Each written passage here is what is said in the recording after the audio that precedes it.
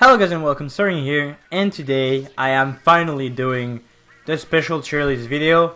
So right before you ask, the weapon tier list is gonna come, but later on. I don't know if I will do it like right after this video or if I wait a bit more for the Sheldon Picks to come out. Anyway, let's get into it. So let's talk about what a special is and what you're expecting from it. So as its name indicates, it's an unusual occurring. So a special tier list is based on comparing the two main assets of a special weapon: the impact of the special and the reliability of the special. In my opinion, the special needs to impact the game in order to win, but it also needs to be able to do it consistently. For example, if you are bad with Stingray, you can have a great impact but not consistently enough to make it interesting to run for your team. And as we will see in a few minutes, some special need one's action to be effective and others don't, and this implies there is a skill cap between specials that you have to take into account when you make a list. So for this tier list to be accurate, let's assume that it's the highest level of compared SPLATOON. And first of all, let's get into the C tier with curling bomb and burst bomb launchers. Well, they are all drastically bad in their own ways. None of these specials are very impactful nor very reliable. Curling bomb launcher doesn't do anything, it doesn't really paint, it doesn't pressure much, and it doesn't kill, due to the sub weapon being dedicated to something completely different. And if you don't know what it is, I recommend you check out my last video about the sub weapon tier list. Anyway, it's not the only case, because burst bomb launcher is pretty much the same, but you can more reliably challenge a kill with it, I would say. So let's not waste our time on the C tier. Let's get into B tier now. And first, we'll talk about splashdown. So the splashdown reliability here is, this special used to be a basic panic button. You're in a bad situation, you press your stick, and you manage to survive and deal damage to opponents around you. Well, that was months ago, because nowadays this hardly ever happens. Using it, usually using it close to your opponents when you're in a bad situation often results in exposing yourself more than if you actually kept shooting with your main weapon, and you most of the time end up just dying midair. So nowadays, the best way to use splashdown is generally to use it from a location that isn't easily reachable for close range opponents and the enemy charger. It means very few possibilities to generate a kill from it, but opponents aren't always in a position to focus you when you use either. So as I said, sometimes not using it and trading is better compared to pray and hope that you're not going to die in the splashdown and get the kill. That said, the splashdown has gone through a few buffs recently, especially the one that pops any bubbles in the radius no matter their side. I think this buff was quite interesting for the weapon, especially having in mind some weapons are very good main plus sub weapon synergy but have splashdown, basically making it better in spot zone and clamdis where bubbles are more prominent. So when I come to think about good main weapons with a good sub weapon but splashdown, I think mainly about the Cancer Slushing Machine and the Tetra Dualies. And at the same time, these two weapons do pretty well against bubble weapons like Explosher, Tentabrella, and Kensei Jr. Now about the Auto Bomb Launcher, I think it's not a bad special, but hardly better than the ones above that are gonna come right after. This special is another bomb launcher category, and the reasons why it's better than Curling Bomb Launcher or Burst Bomb Launcher is because it applies a lot of pressure, it paints different places, and has more chances to generate a kill than the previous two. You just throw a bunch of water bombs, and together they can do a few cool things, but it's not very consistent, like the value compared to Spot Bomb Launcher or Suction Bomb Launcher, and that gives me a pretty good transition to the next tier. So in A tier, I choose to put the remaining two bomb launchers and the Tenta Missile. So what is so much better about these two bomb launchers is that you fully choose where you throw the bombs. For example, an bomb launcher will not always capture the zone, even if you throw them all on it, like there's an opponent on the left side of the map, well, all the bombs are going to focus this guy and not going to pop on the zone. But even better, on smaller maps, it's sometimes quite hard to escape the pressure applied by the bomb launcher from Suction and Spot Bomb, so you can generate a kill from it quite often. Tenta Missiles, it's a long time well, I made an entire video to explain why it is bad and why it has changed a bit since, but just a tiny bit. let's start with the downside. So it doesn't paint consistently. There is no guaranteed kill if you have a good aim like inkjets. These are the two main problems. Basically, you have close to no influence on Tenta missile value. If you get a kill, it's usually the enemy player mistake because the delay between shooting them and landing is just too long. I see you guys coming in the comments to tell me that Tenta missiles locate opponents and you can call them out in voice call. Let me give you a quick note about this. This is uncomparable to echolocator that has an actual point sensor on all 4 players at any moment. That said, just remember the part on the influence you can have on a special weapon impact for later. Now, recent buff was minor but still made the special a more interesting choice for maps in tower control, as you can often get a kill or a delay and miss a lot. I think it still requires eye coordination with a stingray or a teammate pushing tower at the same time, so it's still hardly gonna get a lot of value from itself. Let's start to go into some actually okay specials. Not the best, but it's still good. So we spoke about Bubble's interaction with Splashdown. Now, S tier. I would have ranked Bubbles higher a few months ago, but they suffered a bunch of nerf and I don't consider top choice anymore. It's especially strong in clambless to generate a safe push close to the enemy basket, and it's decent in spasms to retake the zone or apply pressure, but even then, I really don't think it's too strong anymore. You won't get a lot of value from Bubble Blower in tower control or Rainmaker on most maps. I don't think it needs a buff, but in my opinion, it's just not a top choice anymore. The impact from Bubbles has recently decreased a lot because of the Splashdown buff, and the popularity of weapons that have Splashdown, so Kensa, Social Machine, or Tetra Dualies, and they also nerfed the duration of the bubbles before they actually disappear, so you know. Inkjets, alright, so if I made this video like 2 months ago, I would have ranked probably Inkjet super high, but it's only S tier here. And Inkjet on the other end didn't exactly suffer a decrease in popularity over months just because of the rise of a counter like Kensa Washing Machine exploding every bubbles existing. So there are a bunch of reasons to me. So it's harder than ever to generate multi-kills from Inkjet due to the duration nerf, for example. It is also much easier to die mid-air or even at the landing because of the popularity of mid to long range weapons. It's pretty hard to find like a safe spot for you to start up your Inkjet, use your Inkjet, get some targets, actually land and stay alive. This is a lot of conditions that are complicated to gather together when you play Inkjet nowadays. And the third smaller reason would be the damage done to bullet that has been lowered enough to not pop the bullet with 2 direct Inkjet hits. Now it needs 3 shots. And outside of Inkjet reliability in the meta, the skill cap for it to be reliable, just in general, is incredibly high, and I think it's currently one of the hardest things to master in the game right now. I personally don't consider any player being skilled enough to play Inkjet on every map in competitive at the moment, which used to be the case like 2 months ago, but not anymore, it's just too hard. So our last S rank special will be the first new special we got from the recent updates. So the Ultra Stamp, also known as the Hammer. So this special used to be a meme, but I don't think it's the case anymore since they buffed its survivability to avoid getting killed on the sides when you're in what I call the rush mode. It has a pretty high skill cap, mainly because of the solid prediction skills it requires.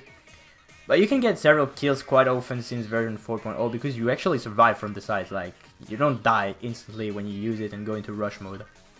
The main weakness of the special is that it doesn't do well on non-flat maps because it cannot climb a wall easily or it will get stuck. So outside of the map design, it's especially strong in spasms, but I don't see it doing as well in all the modes. Maybe it's fine in climb blades, but at the same time you don't really generate the push from it, you just fully focus on the kills. All the weapons that have stamp are currently very bad, like really, and releasing a better one with it might actually make its popularity skyrocket, like legit. See, L3D has wall, but the main weapon is really bad. The special doesn't synergize with the special or the weapon, so it doesn't work at all. I want to get into S+ tier, so we're gonna start being into the very good specials. The difference between S+ tier and X tier is actually really small, to be honest, so I had a tough time dividing the remaining 5 specials into 2 separate tiers. In S+ tier, I first chose the Booyah Ball. It's one of the 2 specials that were added in the most recent updates. I would say I personally love the idea behind it and Dragon Ball inspiration. This is right. So in version 4.4, Weeable got the buff it deserved to become a solid choice. So the two recent buffs are the reason why the special isn't in C tier, because it honestly used to be. Just reminding you that the buffs you can now survive when you land from throwing it, and the implosion is much faster, so you can actually kill your opponents that are a bit slow to escape the pressure it applies. And if your opponents are busy with someone else, you can just like make your teammate survive or kill this guy right away. As it is usually not enough to capture the entire zone instantly, I want to use it on choke points or areas that will block your opponent's escape path. For example, if you are playing Kansas Spot Shot Pro, you can also throw a spot bomb in front of them when they must escape the Booyah. That way, they have close to no chance escaping without being damaged by you or your teammates, and you can sometimes deal the remaining damage thanks to spot bomb pressure plus the Booyah pressure, and your weapon can also aim at them, which gives a lot of pressure down. It's really strong in spot zones and Clambis, I think, currently. Anyway, the range you have when throwing the Booyah is really impressive, so you reach most of the important areas of the map you want to completely deny. See it as a long-range bowler. Like, you don't need to be next to the explosion, which is a downside and an upside. So you don't need to commit yourself to actually die, but on the other end, you can follow up the damage you need to input to get the spots at short range, like when you play dualies or slosher deco, for example. But nevertheless, it's really strong in every mode. It's just, I'm pretty sure it's better in spots than in climates, but we don't really have time to experiment as much as I wanted with the special to be fully sure about this. And before recently, I would have put Ink Armor in X tier, but I don't think it's mandatory on every comp anymore. This special aims completely towards killing and doesn't focus on panning or spacing out your opponents. It's especially strong in Tower Control and Rainmaker, but for Spazon and Clamblitz, other specials, mainly the ones in X tier, often give you more options. While nevertheless still incredibly strong due to the survivability and the snowball potential it gives by staying alive longer. So in any mode you need to kill first before focusing on objective, be it zone, target, Rainmaker, clams, and 30% extra health is a huge advantage during team fights in order to kill, especially for the Slayers who have the fastest killing power but also tend to die more easily. And let's get into X tier. So these specials are not mandatory in every comp. I really want to make sure I'm actually good on this, but I think all these specials have the ability to simply carry the main weapon that has this special. So almost every weapon that has it is going to be a viable weapon. Bullet is some kind of invincible special that has the best spacing potential in the game, and is also a great painter. So in terms of objective play that doesn't necessarily involve a kill, you can use your bowler in order to pop on zone to retake it easily, or go close to the Clamblitz basket and give super clam jumps to your teammates. Bowler can also be used as a frontline special to make space in front of you, in front of the tower, in front of the Rainmaker holder. And as you can see, Bowler is already pretty versatile in terms of use. Well, imagine it also keeps you alive for a short time as long as you are not in the middle of 4 enemy players trying to shoot you down. And it's also strong in the middle of team fights because the pressure held down by your teammates on opponents should be enough for you to damage them with the explosion, and even sometimes to get a kill from it. So a bowler gives its user a lot of option, and while the best decision isn't always obvious, the bowler's impact on the game is usually based on the player decision making. The best bowler weapons currently are Kensa Dualies, Sasha Deco, and Custom Explosion. Alright, so this one has been at the top, the X tier rank, like bro, this one is so fucking... It's really annoying to play against, it's annoying to play, I don't like it, but my opinion doesn't matter when you do the tier list. So Stingray has been almost a mandatory special for more than a year now. It suffered a ton of different nerfs and is now maybe fairly balanced, like finally. But still, it is the most popular special on a backline besides Ballpoint Nuvo or Explosher. So first of all, Stingray got so much damage and duration nerf that you don't exactly want it to get multi-kills anymore. You want it to be able to suppress your opponents for a short period of time at the longest range, so basically without exposing yourself too much. In Spy Zone, you want to use Stingray while your other teammates are playing aggressively and engaging team fights.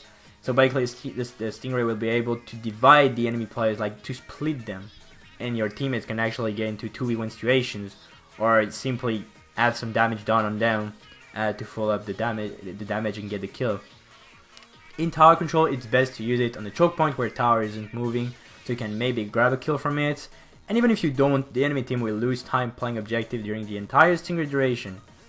In Rainmaker, you absolutely want your Stingray user to be able to kill the Rainmaker.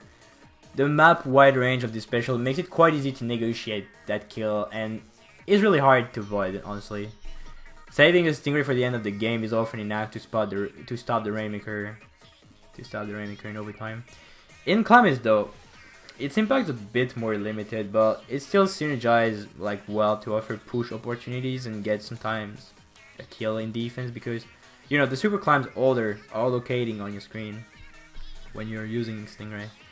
That said, let's speak about Stingray 1v1s between the two backlines that can happen in any mode. Using your Stingray against an enemy Stingray results into high risk, high reward, because if you kill the enemy Stingray, you often still have time to aim at other opponents and maybe kill them. But if you die to the enemy Ray, it's easier to take aim on your teammates. And in competitive tower control, half of a push is sometimes decided by a Stingray 1v1. I really want to highlight this point because it doesn't seem most people notice it, but it's actually incredibly important that your Stingray user is able to kill the other Stingray user when you push in tower control, for example. And last but not least, I chose to put Inkstorm because it's always a good special in every mode thanks to its top tier reliability and close to no skill required. If you throw it somewhere, it will always paint in front of you. The only influence you can have is the timing in the location where you use it, so similarly to Ink Armor basically. Inkstorm's painting and spacing capacity are always soloing, so obviously don't use it in front of your spawn when it isn't going to push enemies back or paint an area you can't reach safely yet. See it as a moving area where enemies can't stay too long if they don't want to die. And you can contest the zone, you can contest the tower push, you can contest and maybe damage the Rainmaker user. You can open a path all the way to the enemy basket in Clamblitz. Inkstorm does well in pretty much every mode and in every situation because it's just super strong. Anyway, I hope this explanation about the different specials was useful enough. I hope you enjoyed listening to my talk about this refined tier list. I say refined because I made a special tier list back a month ago, about specials, and then Ultra Stamp and Booyah Ball got buffed a lot, and it really changed the tier list I wanted to make in the first place. So there you have it. So thank you guys for watching, thank you guys for sticking around, I hope you learned something today, and I'll see you later for the weapon tier list video.